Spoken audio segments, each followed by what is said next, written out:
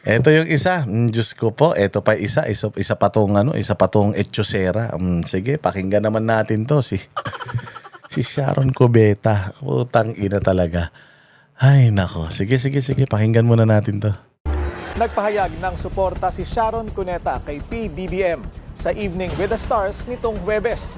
Pero matatanda ang iba ang paninindigan ng anak ng megastar na si Frankie Pangilinan. Ang detalye sa agenda report ni Hannah T. Tingnan mo, paano magiging matino itong si Sharon? Puta, yung anak nga niya, hindi matino. Yung anak niya, ayaw kay Marcos. Pucha kinang niyan, dilawan hardcore. Tapos yung nanay, pucha gusto kay Marcos. Ina nyo. Yung anak mo nga, Sharon, hindi mo mapaniwala kami pa. Napakakapal ng pagmumukha mo. Putang ina, makasipsip ka sa mga Duterte noon. Kulang na lang, dilaan mo yung talampakan nila. Makaiyak ka ha. Makaiyak ka nung nakaraang kampanya. Sinasabi mo na yung asawa mo, bakit ayaw ng mga Pilipino? Wala namang ginagawang masama. Tapos nung nanalo ng yabang-yabang na. Tapos ngayon, may sinasabi pa siya na sana daw, mali daw yung desisyon ni Bongbong na si Inday Sara yung kinuhang kaalyado or kasama nung nakaraang eleksyon. Gago. Pukin ng ina ka, hindi mo ba nakita ang boto ng asawa mo, 6 na milyon? 14 na milyon yung nakuha ni Leni Robredo. Putang ina, 6 na milyon ang nakuha ni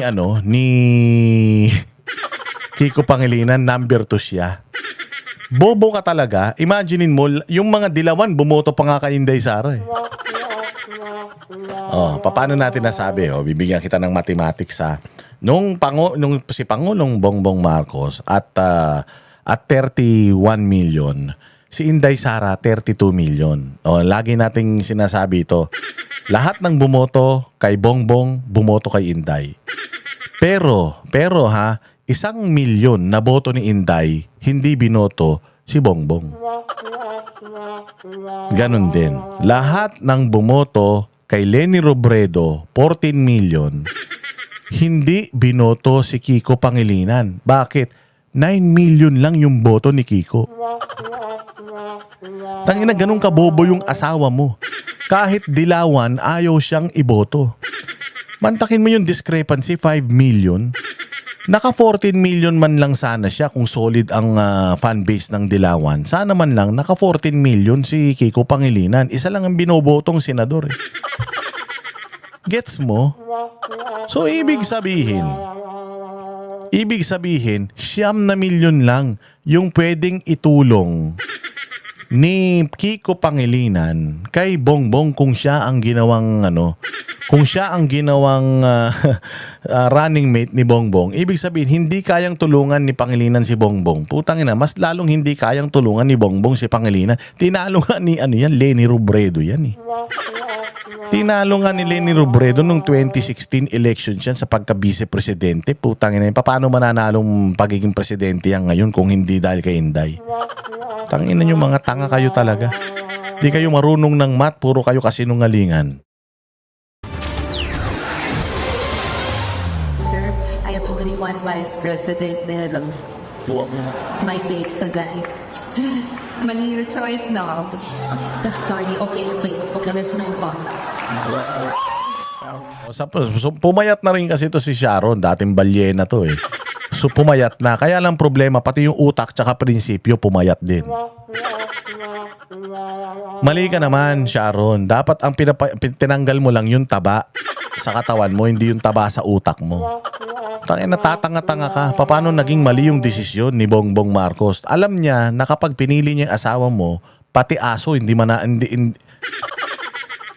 pati sa aso hindi mananalo yan si Kiko Pangilinan. Tangina naman.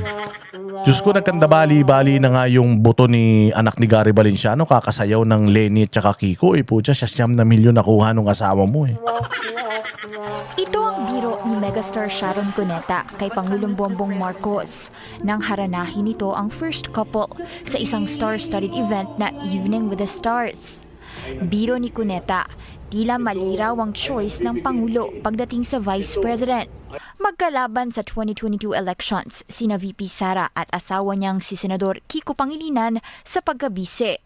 Bago ang biro ng megastar, sinabi niyang pinagdadasal niya ang Pangulo para magawa niya ang trabaho nito. Gago.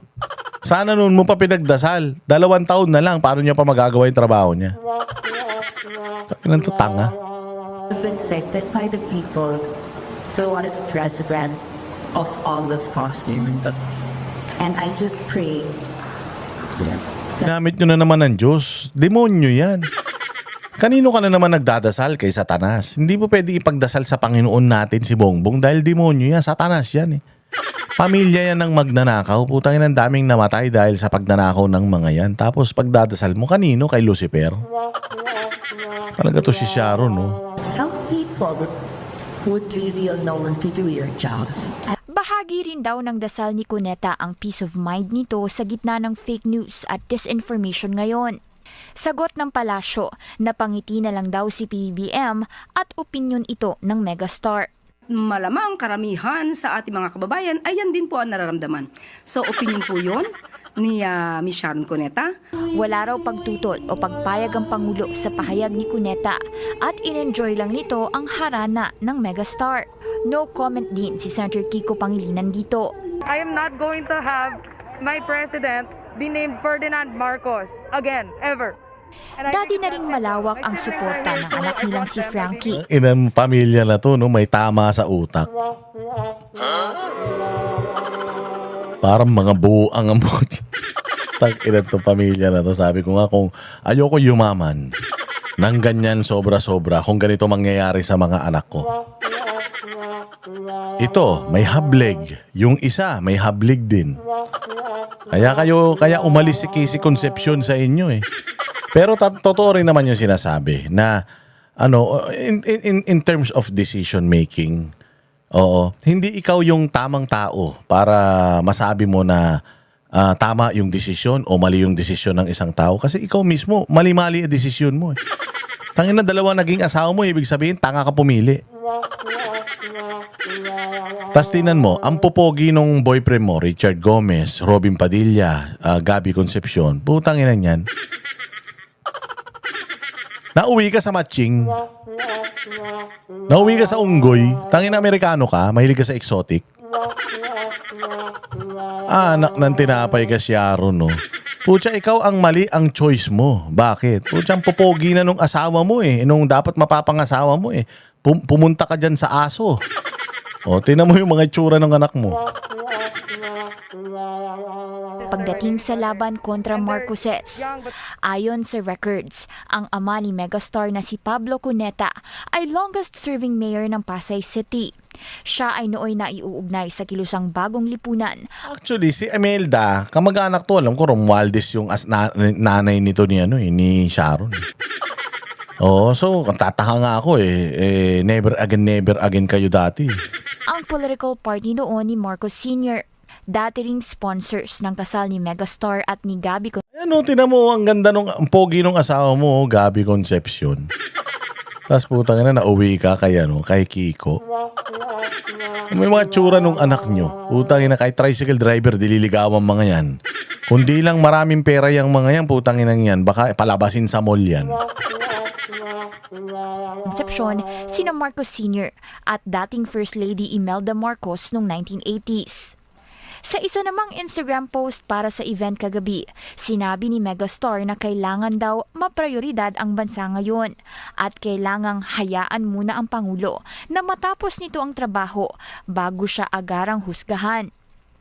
Anya, God bless the Philippines. Para sa Anak ng tinapay. Alam mo, this is what's wrong with these people na mga bilyonaryo. Out of touch. Oo. Kami ang boses ng masa, hindi natatakot.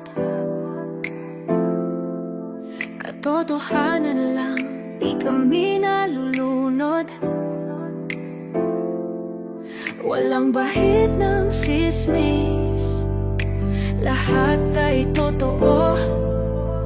Kahit sino ka pa, pag mali ka babanatan ka. Walang pinipili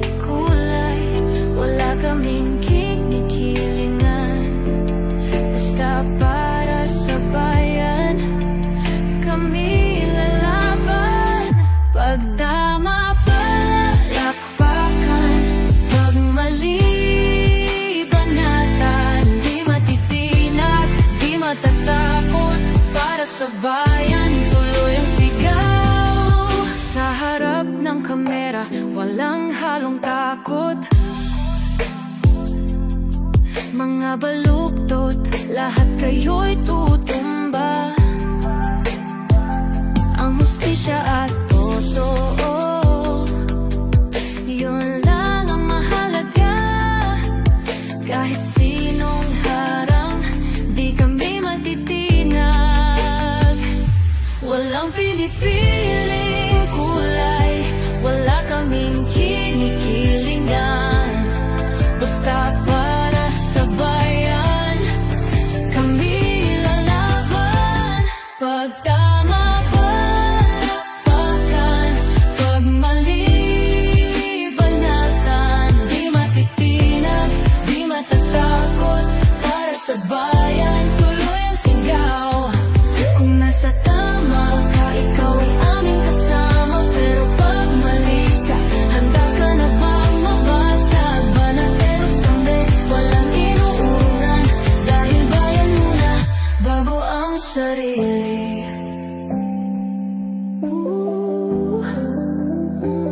Bago ang sarili.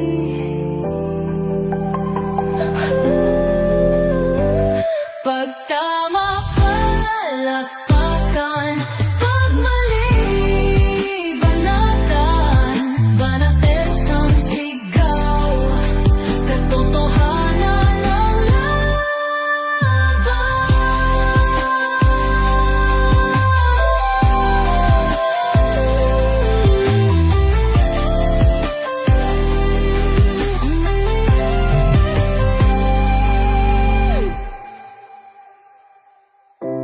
sa harap ng kamera, walang